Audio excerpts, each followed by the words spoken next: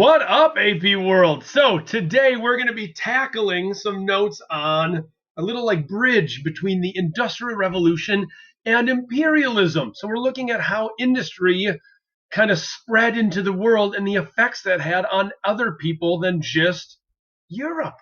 Should be fun. Let's do it. All right, so we're going to look really kind of at two countries in this first segment, and then we'll switch it up and we'll hit two more. All right, so we're looking at the Ottoman Empire, the Turks, and what's going on there. All right, so really what we need to know about the Ottoman Empire is it has been sickly for a long time. All right, to not give you too much info, but to kind of give you at least a backdrop, the French absolutely smashed Egypt, which had been held by the Ottoman Empire during the reign of Napoleon. Right? So the British were there. The French attacked to try to weaken the British connection to India. And in doing so, they kind of started to show that the Ottoman Empire was actually falling apart into little pieces. Now, part of the reason why the greater Ottoman Empire, the big empire, was sickly was just that the centralization of that empire. People just didn't want to be there anymore, right? So like each of these little local nobles started to develop their own private armies, their own taxes. There was like a sense of nationalism. They were like more Mameluke, more Egyptian than they were really Ottoman. And so that really weakens the empire. Now, going along with that, the empire did experience just a industrial lag, right? There would be industry eventually, but they were so outpaced for technology, right? Europe had better weapons, professional officers that trained, and the Janissaries, that like crap elite fighting force of the Ottoman Empire, got fat and lazy, right? They felt entitled. They thought that they were kind of the special chosen nobles of the empire, and so it all got a little bit rotten at its core. Now, the Ottoman Empire will seek to reform itself, to improve itself. And this is where my boy Napoleon comes in. Bum, ba-da-dum. I wish I could, there. Dum, ba-da-dum. There's my boy. Love Napoleon, right? And so there's Napoleon. He was the perfect model for how countries could reform, because Napoleon wasn't like the craziest liberal cat in the world, but he was a reformer and he was revolutionary and he looked to like improve the stability of his state. And so what you think about with Napoleon is like he made his own national bank.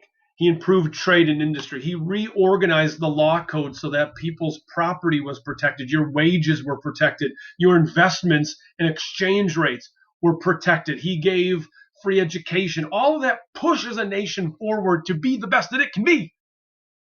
And other countries got little hot and bothered, a little warm, a little spicy, which I totally understand because, I mean, look at my boy Napoleon. Even his silhouette, respect. Oh, man. So here's one of the great reformers in the Ottoman Empire, Muhammad Ali. Not that one. This one. And so Muhammad Ali, actually recognizing how far behind the Ottomans were, he hires French and Italian military officers and tech specialists to come in and like help build factories and train and drill his troops so that the Ottomans could like catch up, because he knew that they were behind. That's kind of Peter the Great-ish a little bit. All right. He also really just struggled with the fact that they were that far behind, right? Europe could just outproduce and outpace much of the world. And so as quickly as the Ottomans tried to industrialize, England's industry just got that much more efficient and better. And so they just never could catch up. And so what happened to the Ottoman Empire and a lot of other wannabe states was that they ended up kind of being more of like raw goods sellers or secondhand sellers, right? Because they couldn't keep up with the speed of production from Europe. And that drives them deeper and deeper into the debt, because as they're trying to build and improve themselves, but they're not really making the revenue on the other hand, they are just... And so they're taking all these loans from European banks, like the Bank of France, thank you, Napoleon, right? But they can't pay them off. And so all of a sudden they have what's known as the capitulations, where Europeans can come in and basically have free run of the country. They don't have to follow Turkish law.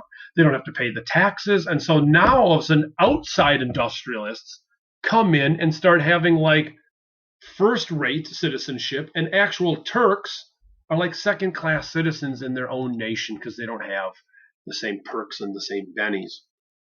Okay, so then Mahmud II is really the most famous of the reformers here. And I put Peter G in the top because of my boy Peter Great. All right, so he sounds a lot like the Russian Tsar Peter the Great. Okay, so when Mahmud came in, he realized, man, it's not going well. The only way we can catch up is like, I have to force my country to just go into debt and bite the bullet. And that's what he did. He built new schools. He forced a curriculum on his people. He forced them to learn math and science, just like Peter did. They developed railroads and telegraph lines paid for by the government, which again increases debt, but it was required. He brings in more European specialists, and like not only just like to train like Europeans, but to look like them, to use the same weapons. And again, it's all very Napoleonic, right? All those reforms are the same things that he tried to create. And I put this reminder here because this is absolutely essential that you understand where this all comes from.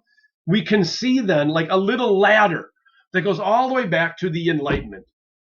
Because the Enlightenment said that government is responsible to you. Kings weren't responsible to you. But now in this new industrial age, as we're moving after the Enlightenment, right? These governments have to satisfy the needs of their people, or they're going to be, killed. There's going to be revolution.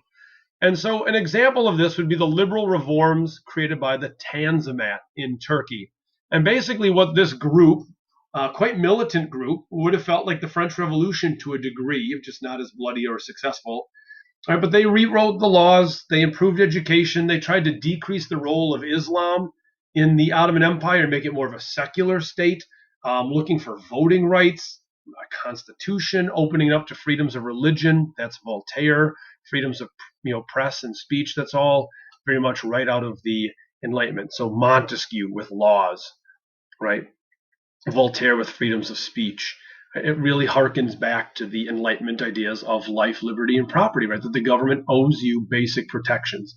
And just like we saw in Europe, just like we saw in France during the Revolution, conservatives hate this, monarchists hate this, and the very strongly religious hate this because they don't want to see society become secular. It's not atheist, but they don't want to see it to go secular because then they lose their power and their comfort level. All right, so powering home. Let's bring this thing to the end. Russia. Russia at the exact same time. We've talked about Russia a little bit here and there. Just want to pop in. Another theme that we notice, the Turks struggle with this. Russia struggles with this. Austria struggles with this. China struggles with this. Multi-ethnic empires. It's really hard to rule over, thousands of miles of territory or multiple languages and religions because we don't all get along. We don't think the same way. And so it usually means government is more harsh. Now, Russia had been, to be fair, after Peter the Great, Russia hadn't been technologically advanced, but they'd caught up a bit. And in the time of Napoleon, right, there was a leader in Russia known as Alexander the First, right? So in 1812, Napoleon invades Russia. It goes terribly wrong for Napoleon. And eventually, not only does Napoleon lose, but the Russians enter Paris. Okay. So Russia for a moment looked like they were kind of like the big dogs. They were the ones who stopped Napoleon, right? Which gave them a lot of street cred. However, 30 years had passed and they hadn't really done anything with that success. And we get to the Crimean War and the Russians look like an absolute freaking joke. Technologically, they're behind again. Logistically, they're pathetic. Their military tactics suck. Their guns are slow. They don't have good supply lines. Their railroads are non-existent or ineffective. And all of a sudden, they realize, my God, we're behind. We're too much farming and not enough industry. We're not modern. Okay. Other reforms that needed to take place, they also were the last country in Europe to use serf or slave labor. So in 1861, they end serfdom. Now, that's kind of a misconception in a way, because although they ended serfdom, most of those people just ended up becoming, impoverished peasants that resorted to debt peonage and, could not really ever get ahead. And so it just proved that Russia was fundamentally broken. There was the rich landowning aristocracy and there was everyone else, and it wasn't really going to work. Okay, so one of the ways that they were going to claw themselves back into the modern age was through industrialization. And the key guy you'd want to know here is this man, Sergei Witte. Sergei Witte's plan was really, let's build a big old railroad from here to there, and those thousands of miles of track will promote our economy because we're going to need coal and iron to build this thing. We're going to need workers. They're going to earn wages. People will settle in these cities along the way. We're going to do mining. I mean, it's just going to stimulate the economy. And it did. It worked. It was a fantastic idea. And it starts to make Russia look like a world player. So by the end of the 1800s, Russia seems like maybe they're going to get themselves back into the game. But a couple things that we have to look at. The poor never got rich. And in some instances, the rich got poor. And so the government really tried to crack down on unions, on protesting, on radical organizations. They made it illegal. Now that's similar to something in England known as the Combination Acts. In the late 1700s, that made it illegal to be in a union or to protest. Japan will use that exact same idea when they start to industrialize in the Meiji Restoration. So that's a common theme. Okay. We also notice a lot of those other radical ideologies. So it wasn't just enlightened liberalism anymore. We were getting all the way to anarchists, socialists, eventually communists. And that makes a lot of sense, right? I mean, if I've got nothing and those rich guys over there have everything, well, let's take it away from them, shuffle the cards, and let everyone have the same amount. It just made sense. And so there's a real hate-filled revolutionary spirit building in Russia. And so Alexander II, the guy who freed the serfs, right here he is getting blown up by a terrorist's bomb. 1905, major protests, a failed war against Japan in the Russo-Japanese War, where little Japan embarrasses Russia in the war. And so Russia just, it's kind of like, earthquakes. It's like good and then it's calm, and it's good and it's calm, and it's not going well enough, though. All right, so they've actually motivated some of their enemies to elevate, but Russia itself will not actually find itself too darn successful. All right, so we'll tune in next time. We'll get the remaining part. We're going to look at China and Japan and the other part of the notes. All right, guys, hang in there. Talk to you soon.